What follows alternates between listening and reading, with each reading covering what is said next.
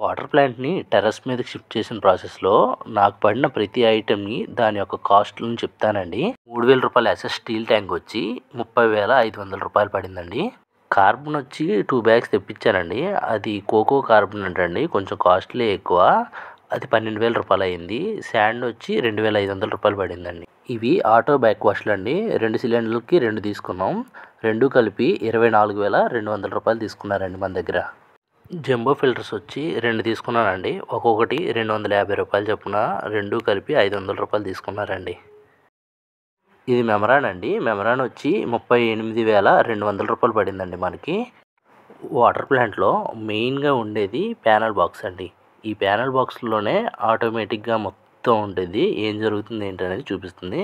Panel box వచ్చి రూ. 13,600 పడిందండి మనకి. ఈ వైరింగు ఇవన్నీ ఉన్నాయి చూడండి సెటప్పు. ఇవన్నీ చేసినందుకు రూ. 2,500 ఛార్జ్ చేశారండి మనకి. రా వాటర్ కూడా వైర్ సరిపోయింది మనకి. టెర్రస్ నుంచి పైప్ లైన్ లాగాం కదండి. దాంట్లో వాటర్ హీట్ ఎక్కకూడదని ఫోమ్‌కి వచ్చి 1,500 ఖర్చు పెట్టానండి. ఆటోమేటిక్ వాటర్ ఫ్లోవి మొత్తం మీద 3 తెప్పించామండి. రా వాటర్ ట్యాంక్‌కి, వాటర్ ఫిల్టర్‌లకి మొత్తం మీద రూ. 3,600 ఛార్జ్ చేశారండి మన దగ్గర. ఇవన్నీ నాకు పడిన కాస్ట్‌ల రేట్లు చెప్తున్నానండి. ఇవి ఎంతుంటాయి ఏంటో మీరు కామెంట్ చేయండి. వాటర్ ప్లాంట్ కోసం సోలార్ పెట్టించాం కదండి. దానికేమో 3K కింద 6K మొత్తం వచ్చి 4 lakhs వరకు పడిందండి. సోలార్‌కి సబ్సిడీ కూడా వచ్చిద్దండి. ఇవన్నీ చేశాక ఇంక బోర్ దగ్గర ఆగడం ఎందుకండి. బోర్‌కి కూడా ఆటోమేటిక్ పెట్టించానండి. బోర్‌కి రూ. 2,000 తీసుకున్నారు. పైనుంచి కిందకి మనమే వైరింగ్ లాగామండి. లాస్ట్‌గా వచ్చి కాయిన్ ఏటీఎం పెట్టించామండి. కాయిన్ ఏటీఎం వచ్చి రూ. 15,500 తీసుకున్నారు మన దగ్గర.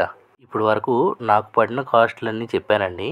ఇవి రీజనబుల్లో కాదా అనేది మీలో ఎవరికైనా తెలిస్తే కామెంట్ చేయండి.